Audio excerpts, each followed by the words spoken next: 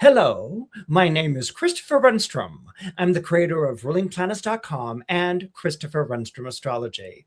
And I want to welcome all of you to this August horoscope live that we're doing today. And of course, the emphasis is on the word live because here we are. And I want to welcome all of you for coming today and being a part of the Christopher Renstrom Astrology show. I appreciate every single one of you. And I can't tell you how much this has been a dream of mine come true, to be able to talk to people about astrology and to get them so excited about it and their own charts and all sorts of things. And I just have to tell you that I delight in the company of each and every one of you. Now, today we're going to be going into the August horoscope forecast, and we will be going through the sun passing through the zodiac sign of Leo, and then we will take a 5-minute break, and then we will continue with the sun in the zodiac sign of Virgo, just to sort of wind up the month of August. Okay, so please feel free to leave comments in the chat.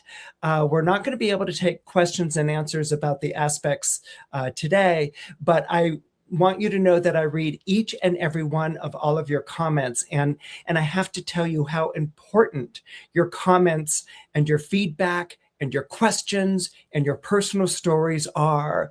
It does so much to shape the way that I want this channel to present astrology and to be able to feel a connection to each and every one of you. So please keep those comments coming. They're so important. They are the lifeblood of this channel. So we're going to go ahead and take a break. And when we return, we'll get going with the horoscope forecast for the month of August 2026.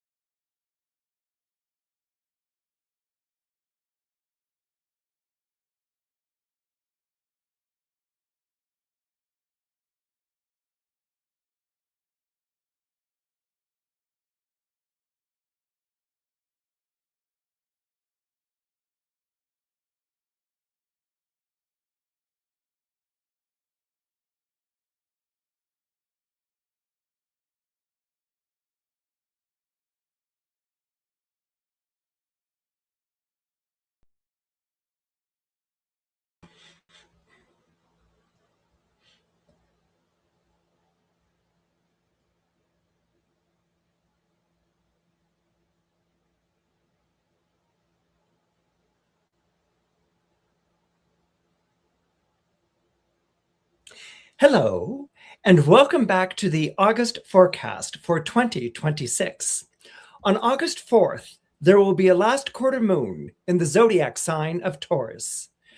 It will be hard to give back something that flourished under your charge. Maybe it was an animal that was put in your care, a problematic situation that you successfully turned around, or a property matter that you were asked to manage temporarily. It's clear that you care more about this than the person who entrusted you with it. But at the end of the day, it's theirs and not yours.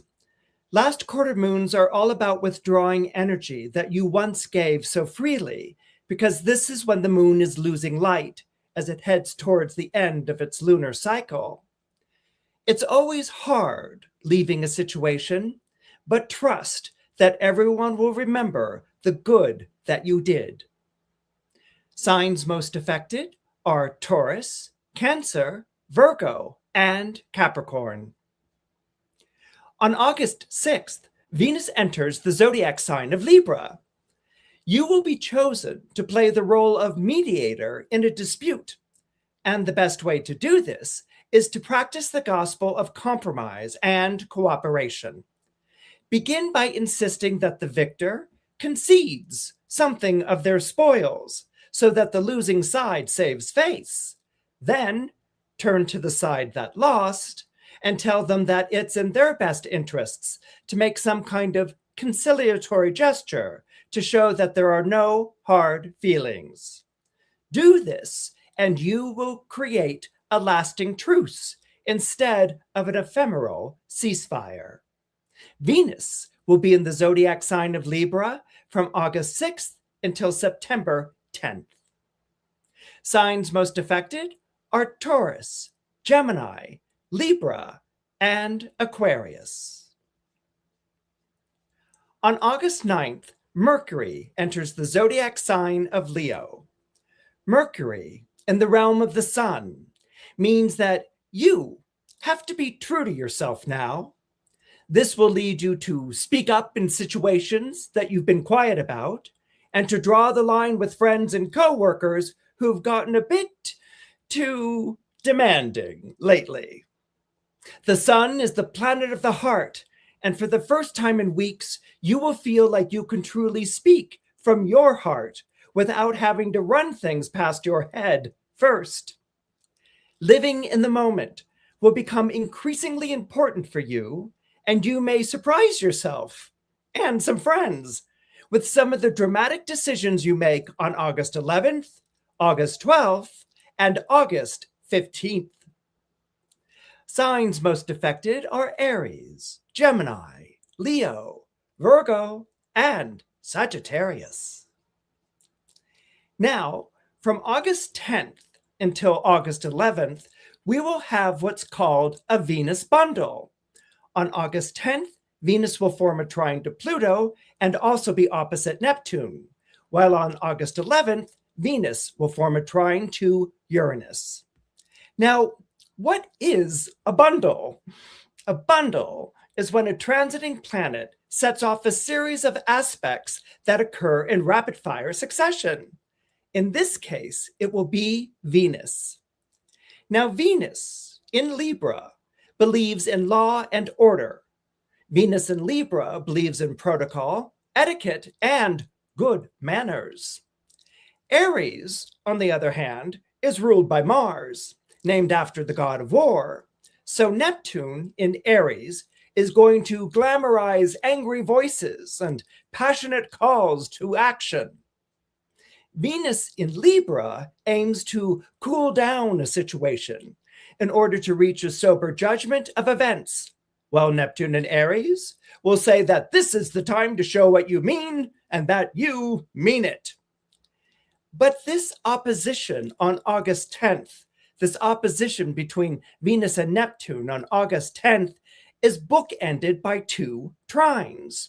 There's the trine that Venus makes to Pluto and Aquarius on August 10th, and then there is the trine that Venus makes to Uranus on August 11th, the trine that Venus makes to Uranus in the zodiac sign of Gemini. Venus is trine to Pluto and Aquarius on the 10th, and then Uranus in Gemini on the 11th, creates a triangle in 3 zodiac signs of the same airy trinity. In other words, air wins out. Rule and law wins out over the roar of those who are outraged and being outrageous. This is good for people on the Venus side of the equation. And if you're on the Mars side of the equation, well, you are certainly invited to appeal, but for now, you will have to acknowledge and abide by the ruling handed down by the planets. Signs most affected are Aries, Taurus, Gemini, Libra, Scorpio, Aquarius, and Pisces. On August 11th, Mars will enter the zodiac sign of Cancer. Nobody better mess with the people you care about, or they'll be sorry. Mars, the warrior planet, will be in the zodiac sign of Cancer, zodiac sign of hearth and home, for the next 6.5 weeks. This will bring out all of your protective instincts. Mars will also stir up unreserved issues from childhood, and that's because Cancer is ruled by the moon, the planet of memory in astrology. So expect feelings of rejection, competition, and non-recognition to come back and haunt you. This could muddy the waters, so take time out to remind yourself that your lover is not your parent and that co-workers aren't ganging up on you like the kids back in grade school. Stay in the present moment and you'll be okay. Mars will be in Cancer from August 11th until September 27th.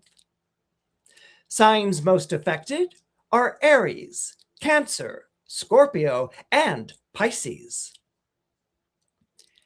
From August 11th until August 12th, we will have a Mercury bundle. And if you remember what I just said about Venus, the same thing will apply to the planet Mercury. On August 11th, Mercury will be opposite Pluto while making a trine to Neptune in Aries. And on August 12th, Mercury will form a sextile to Uranus in Gemini. Now, let's talk about this Mercury-Pluto opposition for a moment here. Mercury being in Leo, forming an opposition to Pluto in Aquarius. You always want to check the fine print when Mercury is opposite Pluto. It usually involves something trivial. Maybe it's an annoying technicality, a harmless condition slipped into a contract last minute, or a discrepancy that you know you should check up on, but ultimately decide not to. I want to tell you something. You ignore these signs at your own peril. Yes, it's a drag to split hairs over the wording of an agreement, to question the conventional truth that's universally accepted, or to pursue a line of inquiry that makes superiors uncomfortable. But you're the one who will have to pay the price if you don't. It may not seem like much now, this minor inconvenience, but one day it will. And you will have only yourself to blame for making excuses for a situation that was ultimately inexcusable. Now this Mercury-Pluto opposition will be followed, or pretty much coincides on the same day, with a Mercury-Neptune trine. Now, Mercury, as we all know, is the planet of communication. It's the planet of the way that we think. And so when you understand that Mercury is the planet of communication and the way that we think, you know that there are, in astrology, 12 very different ways of communicating and thinking, one for every one of the each and different zodiac signs. So when you have Mercury in Leo, which we already know is going to speak from its heart okay, because Leo, the lion, rules over the heart. The courage of the heart is what's associated when someone says that someone is lion-hearted, like Richard the Lion-Hearted. Okay, so Mercury in Leo is going to speak from the heart. It's going to have a very strong courage about the things that it has to say. And so that's a fire sign, Mercury in Leo. And Neptune in the zodiac sign of Aries is also in a fire sign. Fire, the element of fire in astrology is intuitive. It's associated with the intuition. This is very different from water, which is more soulful, or what we would call psychic. Okay, so for instance, a Mercury, Neptune trine in water signs would be more about the impressions or a vague feeling, or trying to communicate an image or an idea with maybe a slightly haunted look in one's eyes. Whereas a Mercury Neptune trine in fire signs, as I said, is intuitive. Okay, so where psychic or soulful has a tendency to dip down into the waters of the unconscious, when you have a fiery energy that's intuitive, it's literally saying the first thing that comes to your mind, and it happens to be right. Okay, so intuition is more spirited. It's more, it presents itself quickly and in an instant flash. And you don't even pause for a moment to think about what you're saying. You just say it. You know, it's just this feeling. It's like when someone suddenly has this feeling to turn the car to the left. Okay, they don't look over their shoulder or anything. They just know to turn the car to the left. And it happens to be in that moment that they avoid an accident. That's intuition. It's this sudden spark of intelligence that has an instant. You don't even question or think about it. You just do it. And this is the way that Mercury in Leo works with Neptune in Aries. So what Mercury in Leo forming a trine to Neptune in Aries is going to do is that it's going to quicken the pulse of your extrasensory perception so that you respond to situations immediately. Kind of like, I don't know, one of those game show champions that during the lightning round, maybe it's Jeopardy or something, they keep hitting the buzzer and going ding, ding, ding, ding, ding, and answering one question after another, and everyone marvels at their instantaneous brilliance. You know, that's kind of what it's like. It's like answering questions on a speed round on the show and getting them all right. Okay, so this is something that's going to be coursing through you during this period of time that Mercury is forming a trine to Neptune. So where are we going with this opposition, which is paying attention to technicalities and things like that, and wanting to take care of them now rather than suffer the consequences later? And then this combines with this like intuitive rapid fire, succession. What you can get here, if we work with these two ideas, is really getting over one's own inhibitions. You're going to answer the way that you're going to answer, but what you're also getting here is an alertness. That if there's a feeling like this contract is worded wrong, or there's something about the way that this person is presenting this information that doesn't really click, it doesn't really come together, something smells a little fishy, it's about acting on it instantly and not sort of like, maybe another day or something along those lines. So when we get into the Mercury-Uranus sextile, which follows those two planetary aspects, Mercury is in Leo and it's forming a sextile to Uranus in Gemini. Sextiles, as we've spoken about before, are helpful aspects.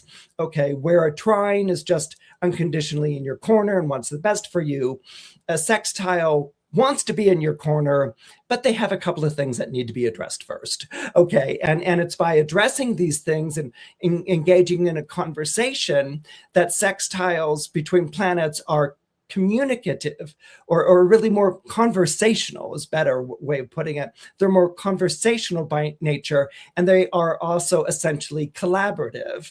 Okay, one planet is speaking up, the other one's speaking up, and they're finding ways of doing what they wanted to do separately together and better than they would have done on their own. So what this Mercury-Uranus sextile is doing, following these things, which is paying attention to what's hidden underneath, or paying attention to a nagging feeling that something's not right, combined with acting on it, what happens with this Mercury-Uranus sextile is that the actions are then intelligent, okay? Because the Mercury is touching base with the Uranus, and Uranus, which can have a tendency to accelerate thinking, is going to accelerate the thinking with Mercury, but in such a way that it's kind of like explaining itself as it goes along. It's kind of explaining itself as it goes along and encouraging as it goes along. So you may go into a situation during this period of time where you've got a feeling about it, and you know what you want to do, but you don't really have a plan or how are you going to present that to someone else. And it's the Mercury-Uranus sextile that's going to be like, this is how we can present it to this person. This is the way that we can talk. This is the way that we can engage. And the idea of engaging someone else in order to realize an aim or goal is something that Mercury-Uranus sextile is all about. And that is the way that I would suggest working with the Mercury bundle that will be taking place during this period of time. Now, the signs most affected are going to be Aries, Gemini, Leo, Virgo, Scorpio, and Aquarius. On August 12th, there will be a solar eclipse in the zodiac sign of Leo.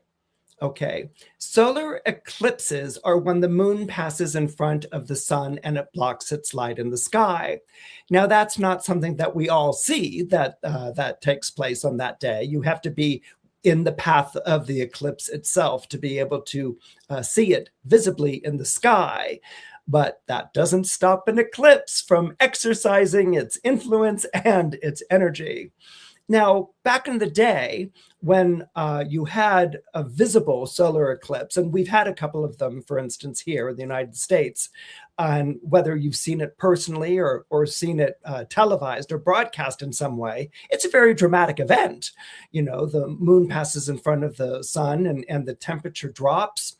And if you're there watching it, it's almost as if the light just drops like curtains or something like that from the heavens, and everything goes dark and gets very, very quiet. Okay, so it's a very powerful and very dramatic event, this blocking of light in the sky. And so what a solar eclipse in Leo will point to is a dramatic change in your outlook about yourself and in your outlook about where you're going in your life. Now, oftentimes these can come in the forms of epiphanies. It's a sudden realization or even a surprise revelation.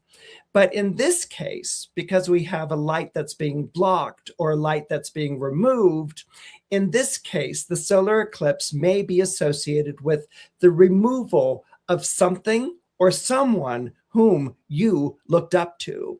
Now, the reason I'm saying this is because the sun in Leo being eclipsed was traditionally associated with the removal of someone of great public prominence. It might be someone in a political office or someone with a great religious influence or even a well-known business leader. It was kind of like a great leader, might be removed from their position during a solar eclipse. So that's the traditional meaning or association with solar eclipses, particularly in the zodiac sign of Leo, which is the zodiac sign of the king. Nowadays, it's rarely that dramatic. If it were, we would be having all sorts of political revolutions and tumults going on once every 8 years or so. But no, it's not that. Okay. But what it can be, especially metaphorically speaking, is this sense of the removal of someone who may have played a parental or a fatherly role to you. Now, that doesn't mean, as I said, a physical removal, but maybe it's the departure of someone who you respected at work. Maybe it was a client who you really enjoyed working with, or maybe it was a supervisor who really had your best interests at heart. And maybe they're transferring departments, or they've moved on to a different job. So maybe it's someone that you regarded as someone you respected, that you wanted to emulate, that you really looked up to, and now they're moving on to a different situation. So that might be something that might occur during this period of time. The other thing that might occur during this period of time is the end of a tutelage. Let's say a mentor took you under their wing, or there was someone who was showing you the ropes, or maybe you were serving in some kind of an apprenticeship in some regard. And so you might be coming to the end of this at this period of time in August. Or it might be, suddenly Yoda turning to you and saying, my mentorship of you is done, or Mary Poppins saying, my time here is done. The wind has changed, and goodbye, children, I must leave to my next assignment. So it can be the sort of leave taking of someone who taught you something, or who mentored you in something. The third possibility here is that you might be finally stepping out on your own. Maybe you've been in the background vis-a-vis a certain relationship or association, or in the background at work in some way, or some regard.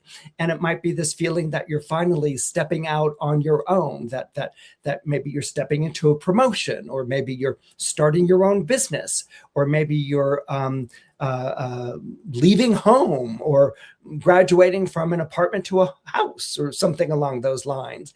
But it might be this idea of stepping out on your own, stepping out from behind a shadow, from a sort of eclipse that you might have experienced, where someone or a situation eclipsed you. So this is a time of great freedom. It might not feel like that at first, because there's this idea of a departure, or someone missing, or something changing in the setup.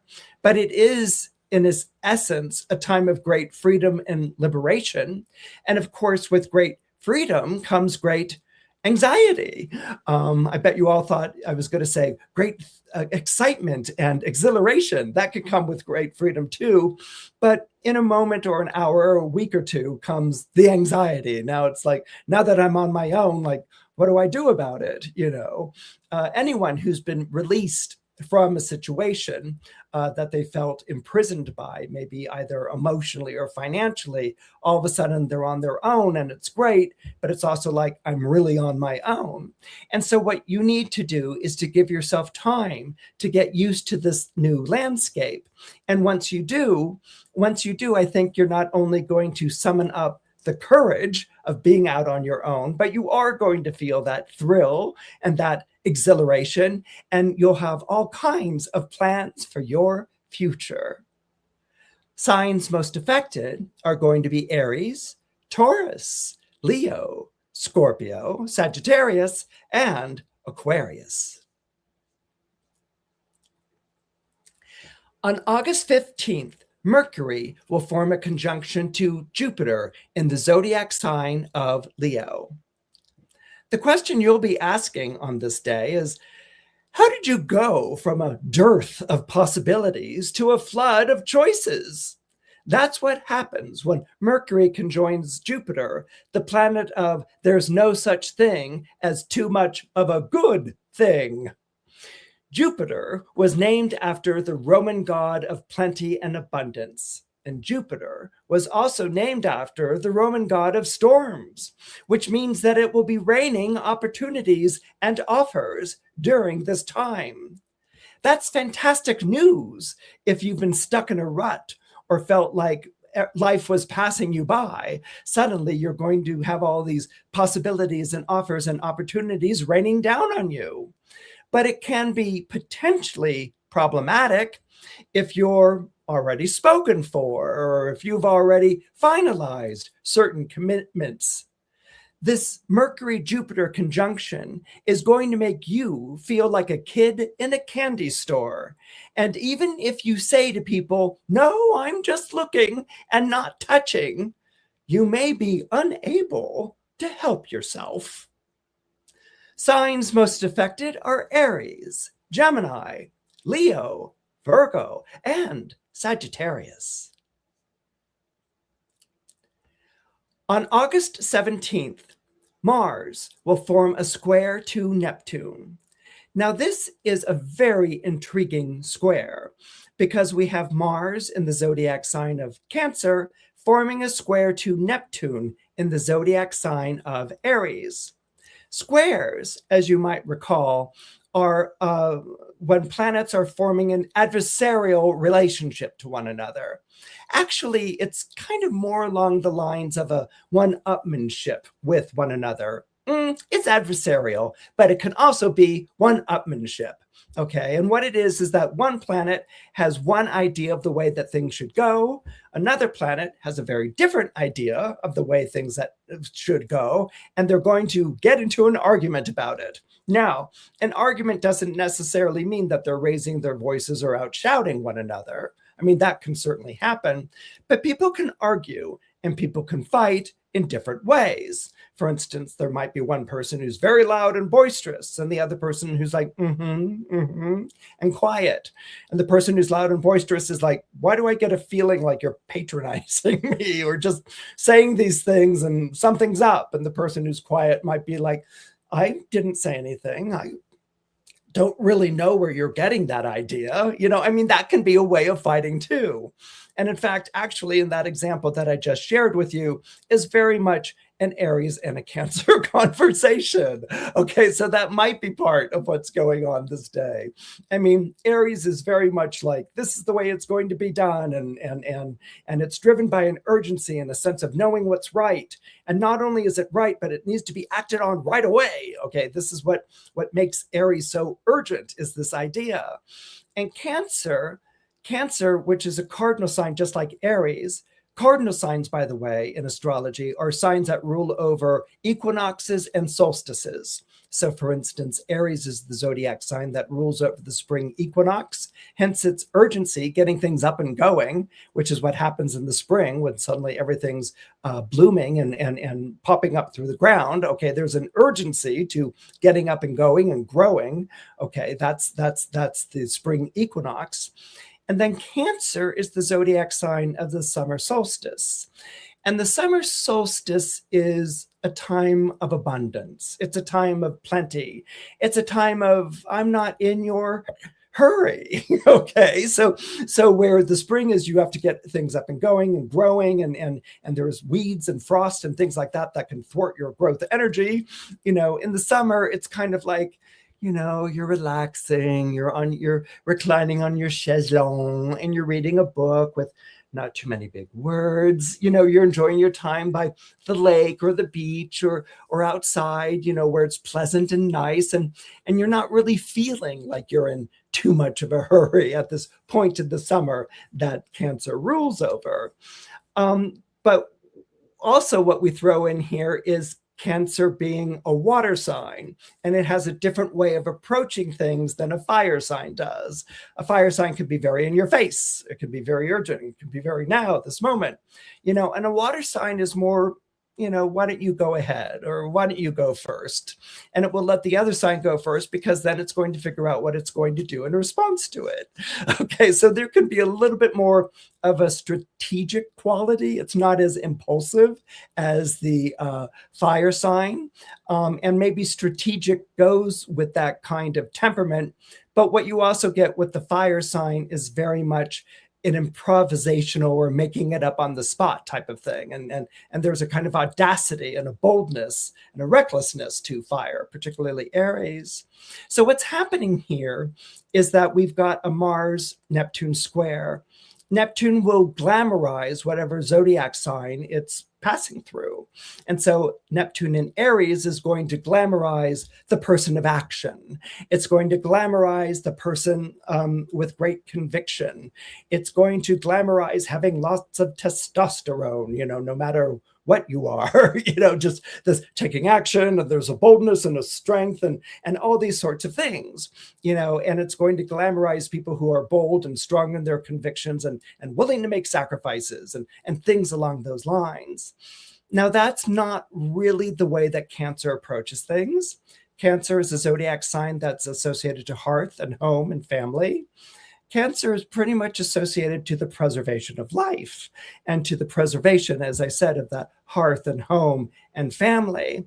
And so Cancer has more of a protective, more of a nurturing, more of a subtle and a quiet approach to things. If you look at a crab at a beach, it doesn't approach something, straightforward like a ram does. A ram locks horns. A crab approaches its prey or its quarry or its target by going sideways, or it does a circle around. It might even camouflage itself by blending itself into the rocks, the terrain, or maybe even wait and lay in wait, until that moment when it suddenly snaps forth and gets what it wants, usually taking the quarry or the prey by surprise. So it's a different way of approaching things than Aries is. Each of the cardinal signs is an unstoppable force. They are the zodiac signs that bring in a season, and so they're all about their approach. But each of the 4 cardinal signs will approach things in a very different and unique manner. What's interesting about this square is that Neptune has a tendency to, as I said, glamorize the sign it's in, and it can also water down the need for action.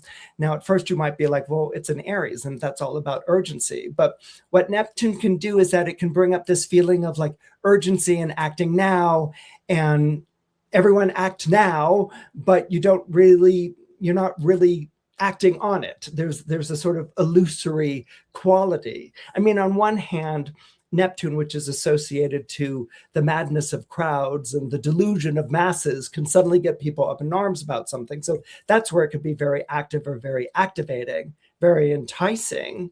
And that's, let's just leave it at like that. That's where Neptune is. Mars needs something, and this is why I was trying to draw the contrast.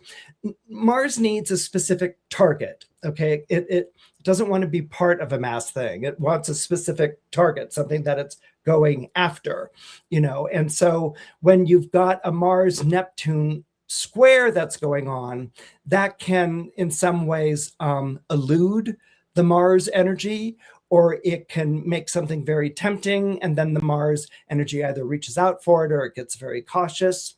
In the case of Mars being in Cancer, it's going to be more on the cautious sense. There might be this, siren call to action and to take up arms and all these sorts of things.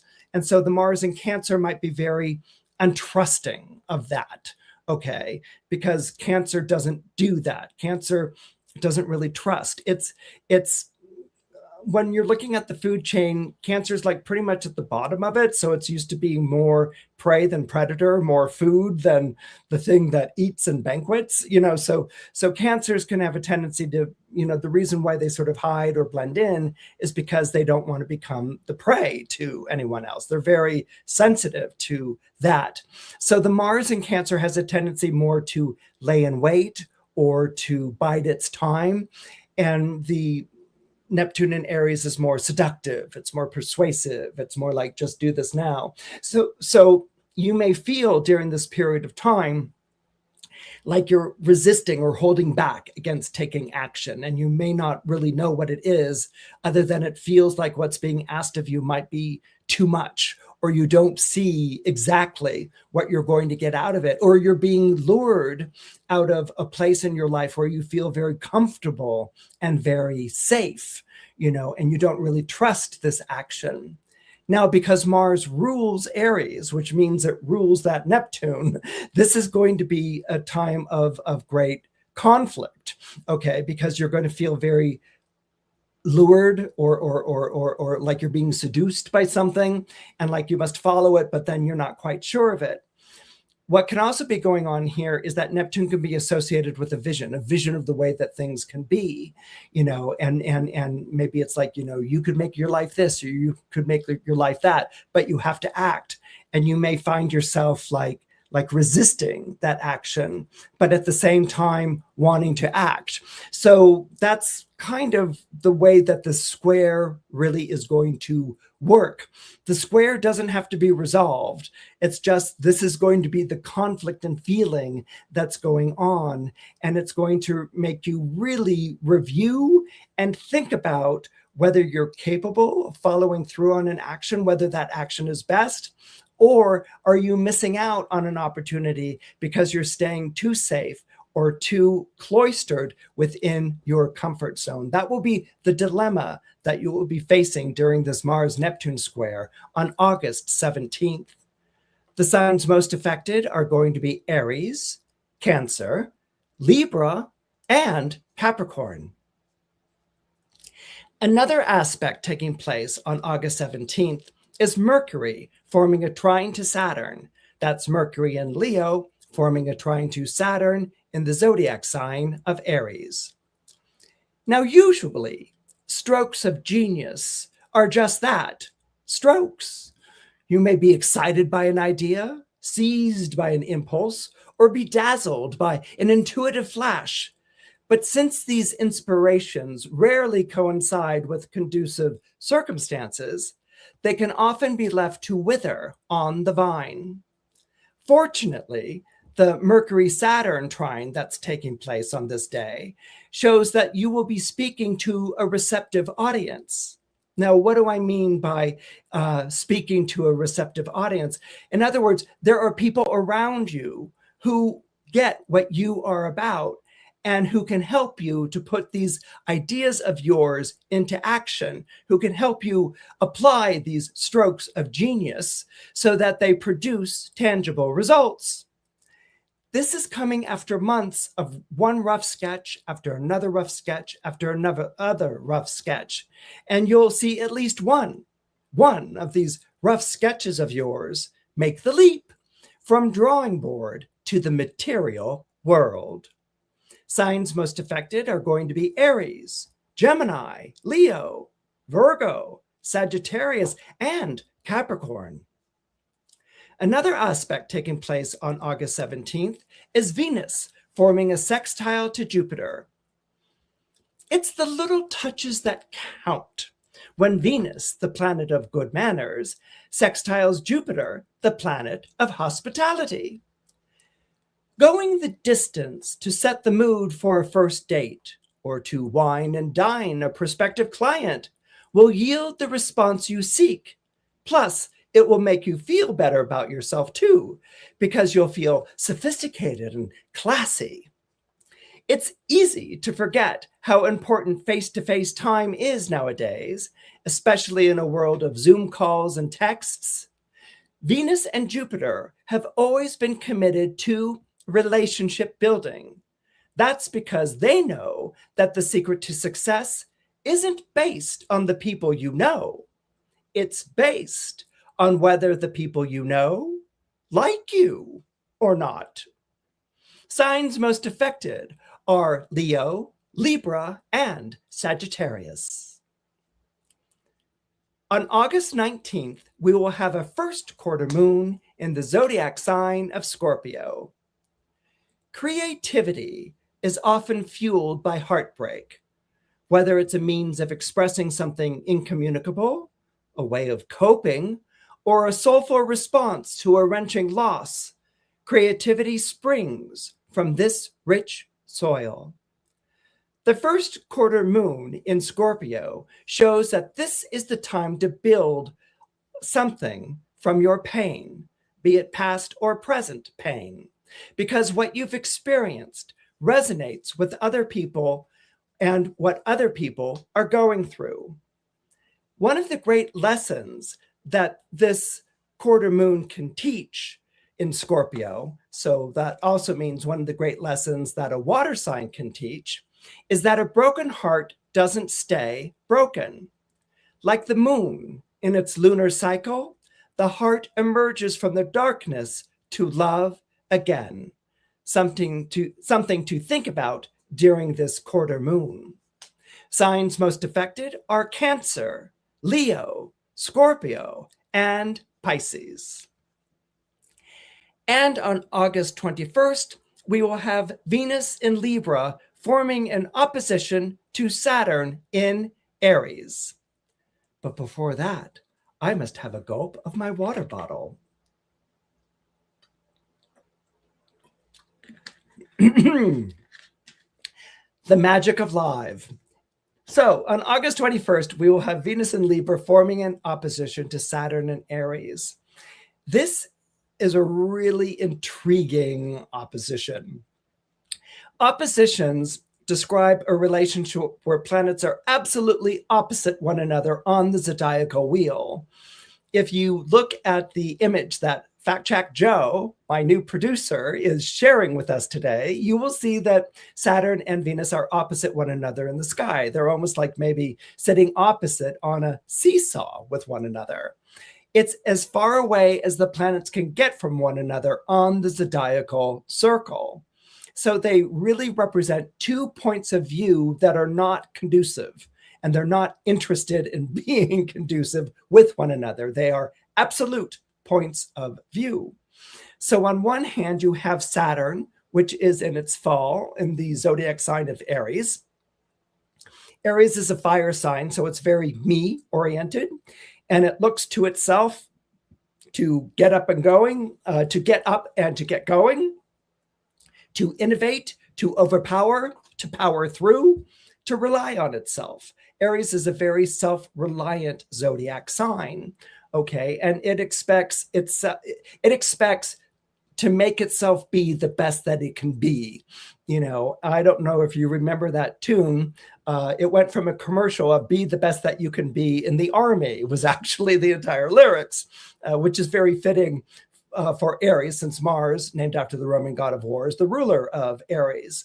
But what it showed was that sort of, you know, be the best that you can be and take on these obstacles and fight to defend and protect people. And you're going to do it on your own. Okay. You're not going to be weak.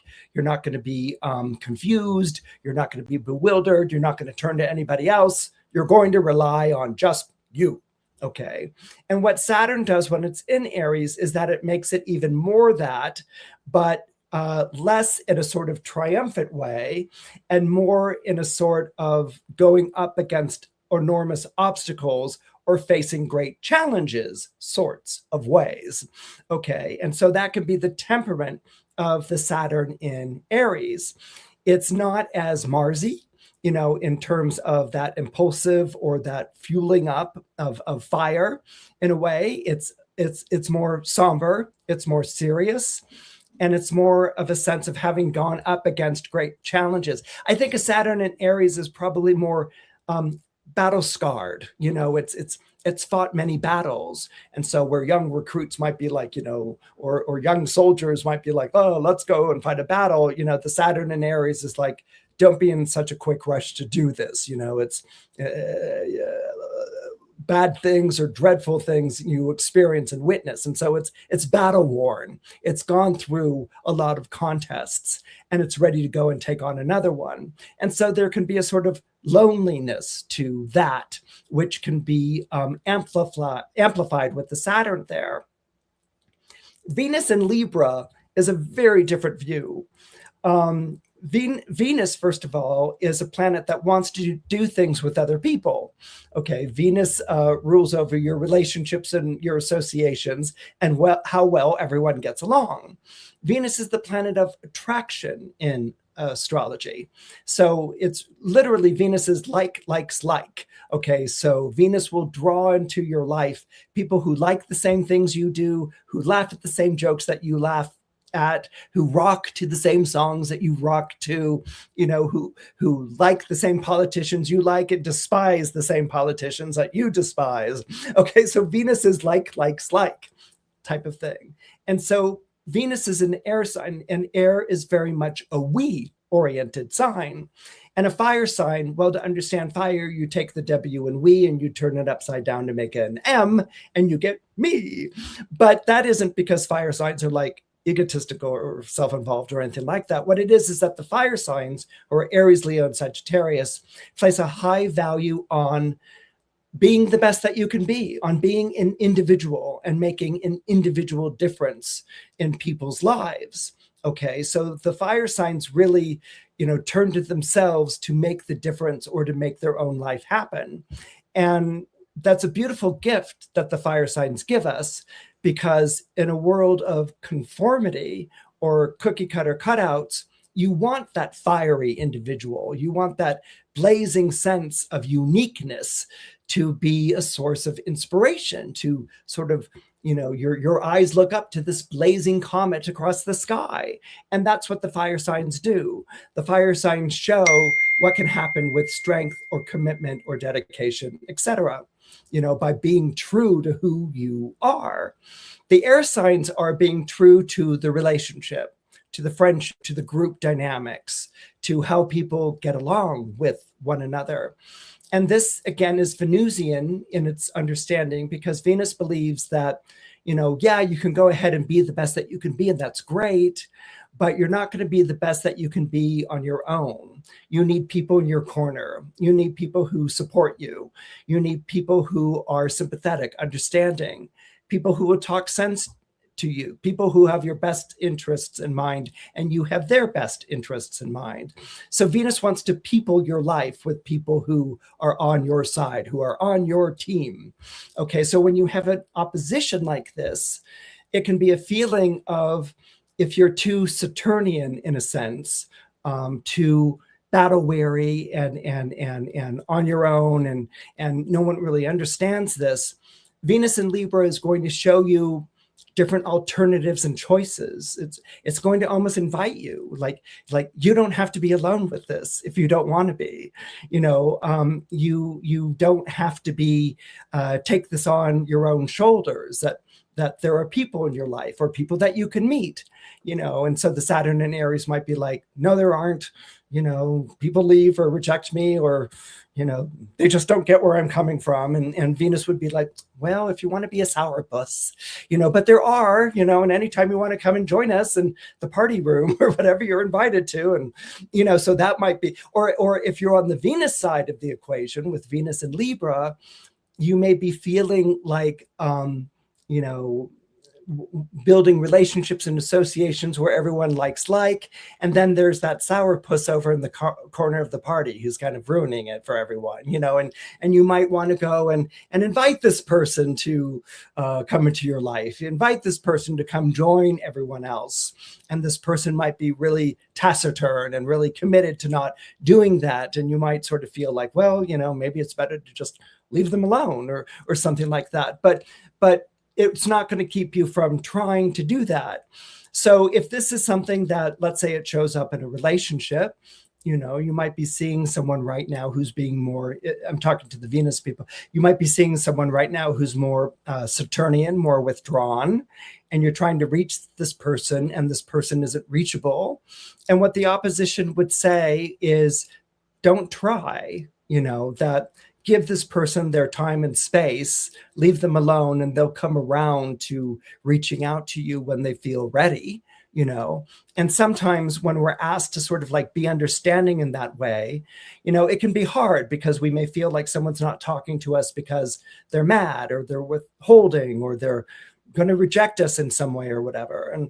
And the truth might be that someone's not talking to us because they don't know how to. They don't have the words to describe what they're going through, or they're feeling very apart, or maybe they want to be apart right now. And maybe what they need is time away, or a sense of separateness. And sometimes the best thing to do is to let that person have that until they're ready to come and approach you again. If this is a work situation, there may be a feeling like, all of your plans are being, nixed, by this person in charge, that this person in charge just really doesn't see doing things your way. And so again, because of the opposition, this would not be the time to try again, or to try to win this person over, or anything along those lines. It would be a time to sort of keep those plans to yourself, because if you've tried to approach someone with plans or ideas of how to improve or move ahead with something, and this person sees nothing but negative in it, they're clearly not in the mindset to see that.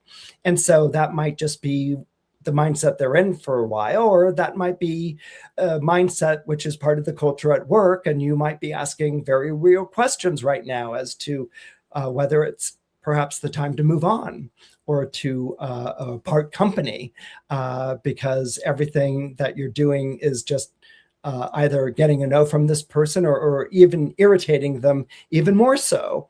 So these would be things to sort of think about during this period of time that Venus is forming its opposition to Saturn. It could be a passing thing where the walls are down and you're just not getting through to the person and they need time away. Or if it feels like it's more chronic, Saturn is named after Kronos, the Greek god, like this is going to be an ongoing thing, then this might be something that's worth, that you might want to part company from. Venus has always believed that when you partner or pair up with someone, that you get twice as much done for half the effort, okay? And Venus sees this as being a good thing. But sometimes Saturn, when it's in a zodiac sign like Aries, doesn't really understand that at all. And as I said before, maybe this is something that's temporary. You give them their time or space. But if it feels like it's going to be ongoing like that, or that's the way it is, then you may have to go your own way. Signs most affected are going to be Aries, Cancer, Libra, and Capricorn. And at this point, we're going to take a quick break for 5 minutes. And when we return, we will finish the rest of August by talking about the sun entering the zodiac sign of Virgo.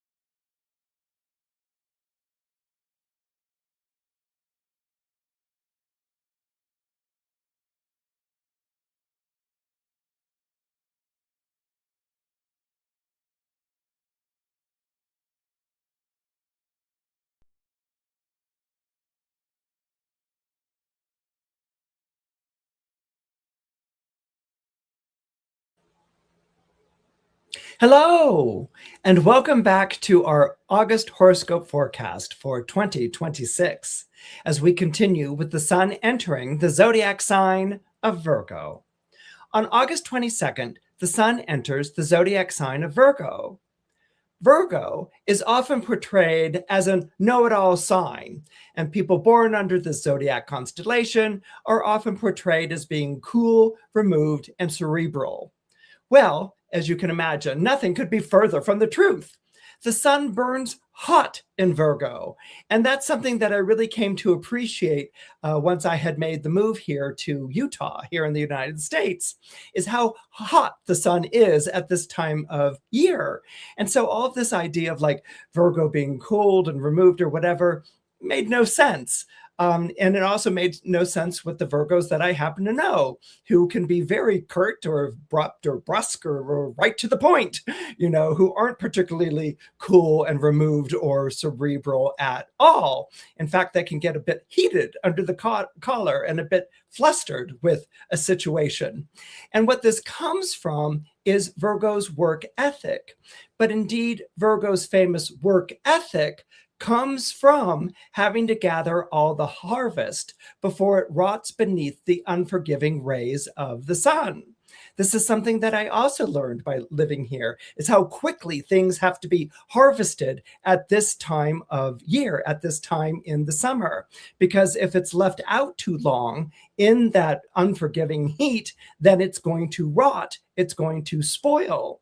So something that we also see with Virgo, aside from its work ethic, and Virgo, because of its association with the Virgin, which is in part associated to Demeter or Ceres, goddess of the grain, was also in Roman mythology associated with the plebs or with the common folk, the workers, the people who went and worked the land.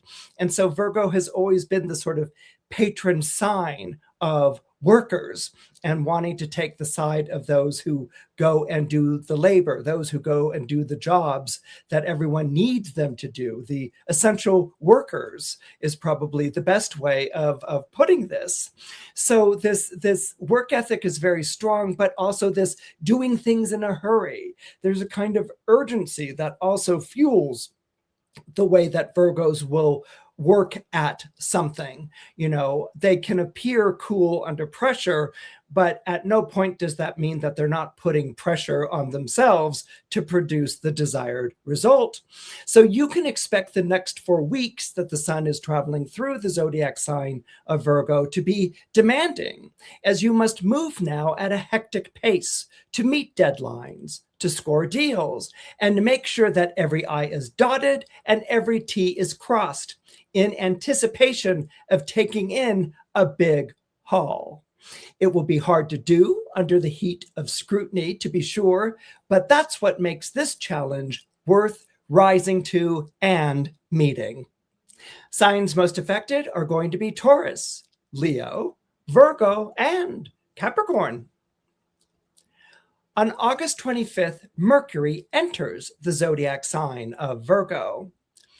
Mercury in Virgo is good for streamlining and editing. This will help you to identify what's important and to offload those commitments and obligations that have outlived their purpose. You can almost think of Mercury in this sign as a cosmic version of, I think her name's Marie Kondo, the tidying expert. You can almost think of Mercury in Virgo as being a cosmic version of Marie Kondo looking over your shoulder.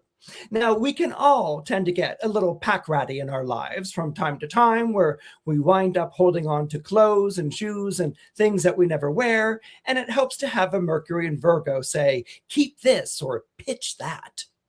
It seems like a small matter, but this kind of clearing out of your closets and storage spaces and different nooks and crannies of your life will do you a lot of good, both physically and psychically.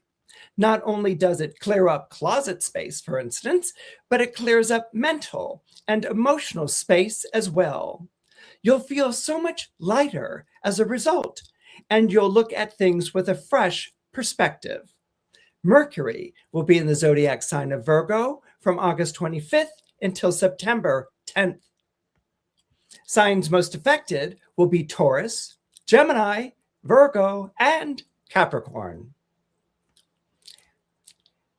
Now on August 27th, we will have Mercury, Cazimi, in the zodiac sign of Virgo. All right, what does Cazimi mean? Cazimi is actually a Persian term that's used in astrology, or it begins in Persia, but it sort of ends up making its way into astrology. And what it refers to is an exact conjunction. A conjunction is basically when two planets are at the same place at the same time in the sky, okay? And when they conjoin like that, it can't be 1 degree or 2 degrees off. It has to be the exact degree. When they are like that, then the planet which is conjoining the sun is said to be in Cazimi. That means to be in the heart of the sun. If a planet's around the sun, the ancient astrologers used to talk about it feeling kind of withered or kind of dried up or kind of like in the rays of the sun. But when it reached that exact conjunction with the sun, all of a sudden it was revived. All of a sudden it was recharged. All of a sudden it was restored. And so to have a planet in Cazimi means that you have the planet at the height of its powers. This becomes even more so, all right, when the sun is in Virgo, because the sun is ruled by Mercury, and Mercury is the planet that is at the heart of the sun. So you can imagine that that's going to speed up all the processes of a Mercury in Virgo. Okay, so not only is it going to speed up the thinking process of Mercury in Virgo, the ability to sort of deduce and figure out things pretty much on the spot, okay, but it's also going to speed up the eye to hand coordination that's so famous with the Mercury ruled signs of Gemini and Virgo. People born under Gemini and Virgo have extraordinary eye-to-hand coordination. That could be like maybe playing tennis, or it could be playing an instrument, like a pianist or a guitar player. There's just this fluency that people born under the Mercury ruled signs can have between the eye and the hand, that the hands are moving faster than even that the mind is moving. So this is something that you may also benefit during this period of time. But there's yet another layer that I want to add to this, and that is the fact that Mercury Cazimi means at its most powerful, right? But Mercury is also exalted, meaning most celebrated in the zodiac sign of Virgo, which means that Mercury is at its wittiest, its quickest, its most analytical but intuitive, that it's reaching these conclusions very, very quickly when it's in the zodiac sign of Virgo. It's again, if I can return to the example I gave of a musician, let's say you're a pianist and you practice every day your instrument. There comes a time when you're not like hitting the keys and looking at the notes. There comes a time when you have this fluency. It's just flowing right through you. It's something that people who play video games or computer games are very aware of. The way that they can manipulate those controls. It's that there isn't a, I'm going to manipulate this control. Just there's a fluency, there's a quickness, there's an alertness that's going on here. And the reason why Mercury was exalted in the zodiac sign of Virgo, which is also the zodiac sign that it rules, rather than, for instance, Gemini, Mercury in Gemini, is because if you follow the signs in zodiacal order, Mercury in Gemini is on the side of the moon, whereas Mercury in Virgo is on the side of the sun. In other words, Gemini is followed by Cancer, which is ruled by the moon. Cancer ruled by the moon is followed by Leo, which is ruled by the sun. And Leo ruled by the sun is followed by Mercury, which is the ruler of Virgo.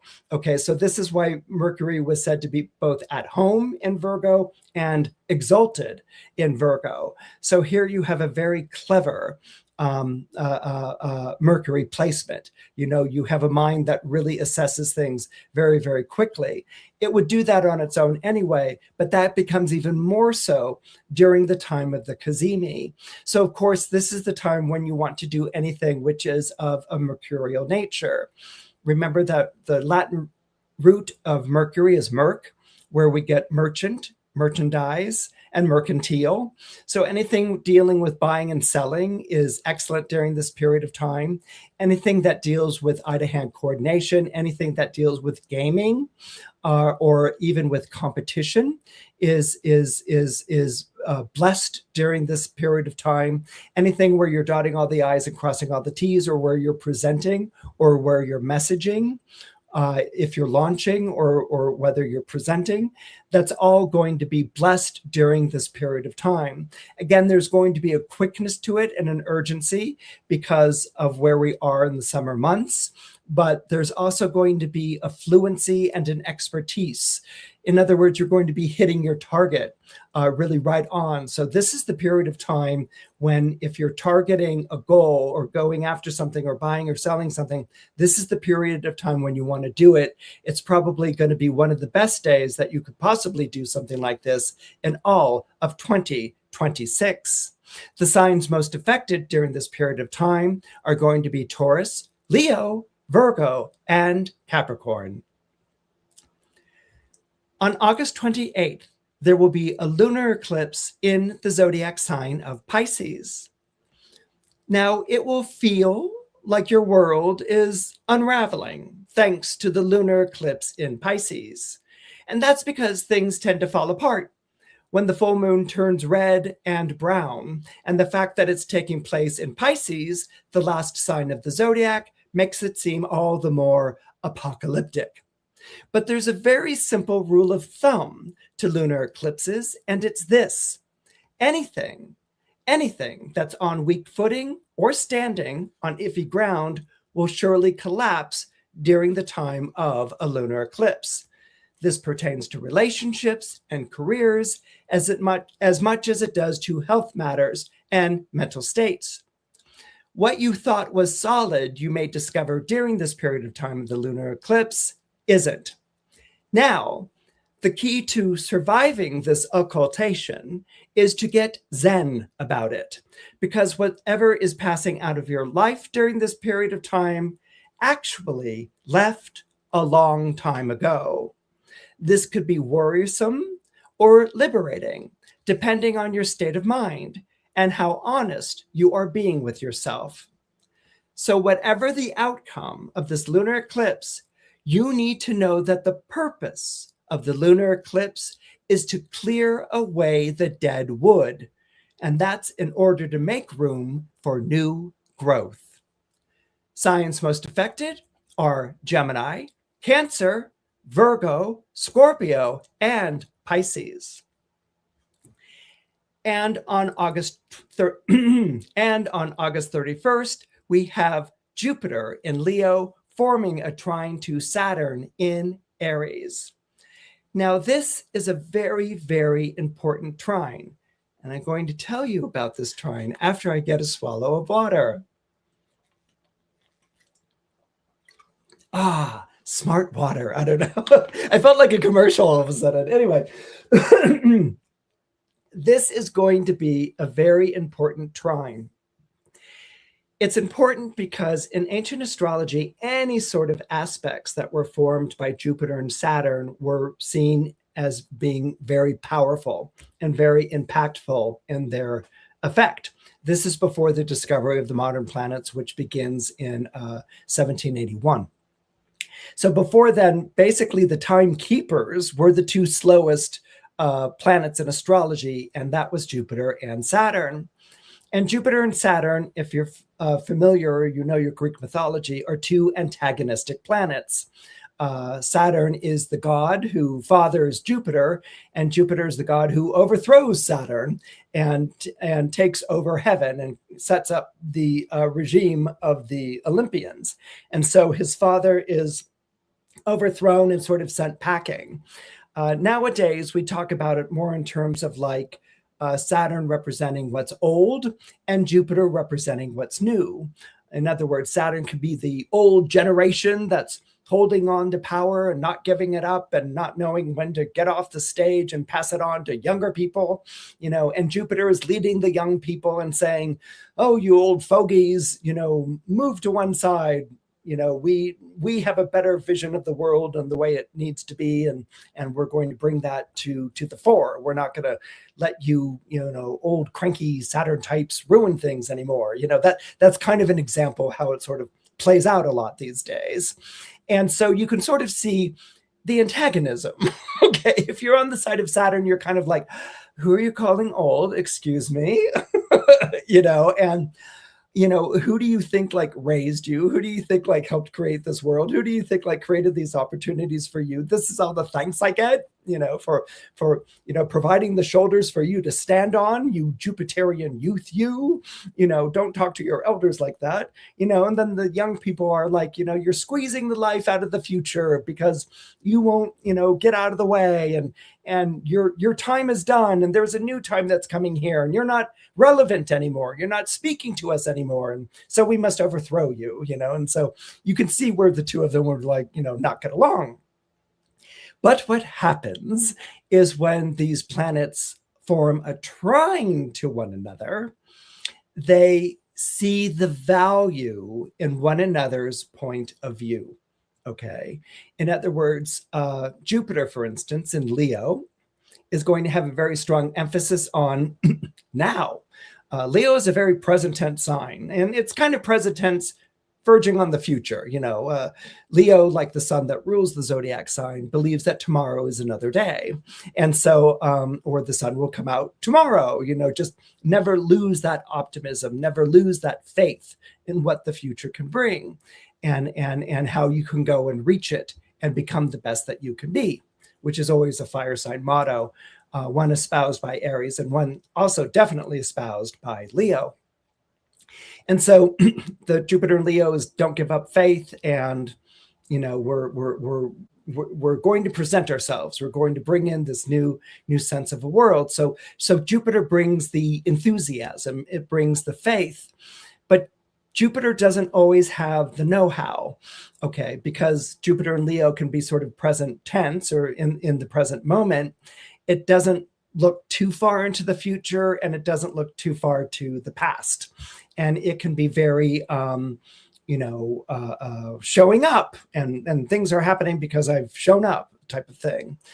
When it trines Saturn, Saturn adds its experience and adds its history to the Jupiter mission. What's Jupiter's mission? Jupiter's mission is to spread good in the world. I mean, it's a benefic, and it's all about benefiting, okay? And the ultimate benefit that Jupiter can bring is benefiting everyone, not just the select few, And you benefit people by being true to who you are. That's the Jupiter and Leo motto. So Saturn, bringing its experience and bringing its history to the situation, and bringing its respect for time and for the person, for where the person is right now, but Saturn also knowing what the person's going to grow into, and maybe what that youthful person doesn't really see or understand right now. How can you? I mean, there's no way that anyone at the age of 28 can imagine life for someone at the age of 68, and so there's that. But one, if you're the elder, doesn't have to be bossy about it or difficult. And if you're in the Saturnian position, it's your job to foster growth. Saturn in Roman mythology was the god of farming. Okay, it wasn't just hard labor, it was farming. It was producing something out of the earth that could be fruit or vegetable or meat, something that can be built into a shelter, something that created providence, in one's life. So this fruit of the earth, the gifts of the earth, which were always associated to Saturn, particularly in Roman mythology, was, not just hard work, but knowing how to work to produce results. And that's what Saturn in the trine to Jupiter can give Jupiter. Not only experience and appreciation of history, but the can do, the methodology, the how you do this. And what Jupiter can give to Saturn is that youth again, that inspiration again, that belief again. Saturn is often associated to doubt and to questions and poking holes in things. But anyone born under Saturn, whether it's Capricorn or Aquarius, anyone who has that kind of Saturnian temperament, if you're honest with yourself, you know that you're a closet optimist. You just don't want anyone to know that about you. Okay. And in fact, the reason why people with strong Saturn in their chart will poke holes in things and stuff like that is because they want to be proven wrong. They want to have that hope. They want to have that belief, that would let them out of that cynicism or that skepticism and let them build again, because Saturn is the builder in astrology. And so when you have this trine, you have this beautiful combination of the audacity of Jupiter, and audacity is a perfect word for Jupiter and Leo. You have a perfect combination of this audacity, this inspiration, this confidence that the future is going to be a better place than now, and that even now is a wonderful place to be, and you have a combination of that with the wisdom and the experience of Saturn. So Saturn helps Jupiter to create its vision, to build its vision, to make its vision manifest. And Jupiter helps Saturn to go beyond the utilitarian in terms of building something, to bring in inspiration and creativity, and to imagine and perhaps be bold in that forward step. And so that's what happens as a result of this trine. Typically, Jupiter is the hand that gives, it's benefic, and Saturn is the hand that taketh away. They're flip sides of the same coin, the coin of fortune or the coin of providence. But when they trine here, you see the providence, but the providence is not a free gift. You have to work for that providence. You have to make something of that providence. But as you work for that providence and as you make something of that providence, you also create results and you also create your own rewards that you can enjoy in your own life, but more importantly, in the spirit of Jupiter, that you share with others.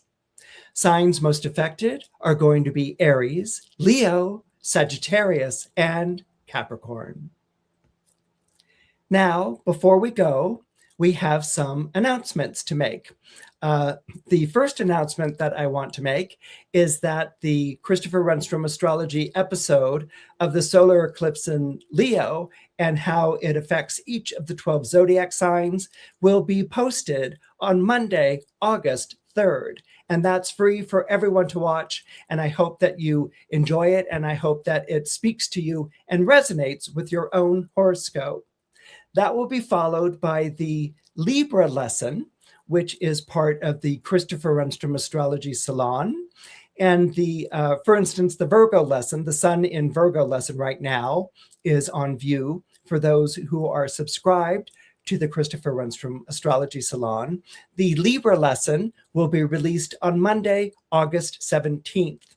Now that is on view and will be able to be viewed by people who have subscribed to the Christopher Renstrom Astrology Salon. And that is a tier 1 subscription, which is $4.99, $4.99 a month. And so if you want to join Christopher Renstrom Astrology Salon, you can click on the word join on any Christopher Renstrom Astrology video. And if you're joining now, not only will you be able to watch the Libra lesson, you can watch all of the lessons that have been posted, because this is my way of setting up for teaching a class in astrology. And so by setting up these lessons that you can view, you will then have them as resources for when we're ready to start offering classes, which should be pretty soon for astrology. So the Libra lesson releases on Monday, August 17th, and it's available for first tier subscribers at $4.99 a month. On August 22nd, we will have the solar eclipse Q&A live post. That will be on Saturday, August 22nd, and it will be like today's live, a 90-minute episode. And this is where people who have joined Tier 2 of Christopher Renstrom Astrology Salon, and Tier 2, you get both the video and access to the video library, as well as participating in monthly lives, which can be like question and answers, or maybe we do a mystery chart, or we discuss a certain transit or a certain aspect in astrology. This we all do together on Tier 2 of the Christopher Renstrom Astrology Salon, and that's available for $9.99 a month. And what I like about this is we have a chance to talk to one another, because we deal with charts and birth information and things like that. That's not something you can do in an openly public format like YouTube, but in the salon we can do that. So we have a chance to get more, to dig deeper into charts and things like that. But for this particular Q&A, which will be based on the solar eclipse, maybe you want to ask about the impact of the solar eclipse or solar eclipse in a chart, or what it might have in your chart, I invite all of you to please send your questions to my website, which is rulingplanets.com. And what you want to do is click on the Contact Us tab and to write your question. Please also include, if you're asking about your chart, your birth information, which is your birthday and year, your birth time, and your birthplace, along with a question about this solar eclipse or solar eclipses in general. Okay, well, I think that about wraps it up for our August horoscope for 2026. I want to thank each and every one of you for joining me today, and I'll see you next time on Christopher Renstrom Astrology. I hope you enjoyed this latest episode, exclusively for subscribers to the Christopher Renstrom Astrology Salon. I'm so grateful that you could join me this month. Until next time, take good care. And thank you again for being a part of Christopher Renstrom Astrology Salon. I hope you enjoyed this latest episode, exclusively for subscribers to the Christopher Renstrom Astrology Salon. I'm so grateful that you could join me this month. Until next time, take good care. And thank you again for being a part of Christopher Renstrom Astrology Salon.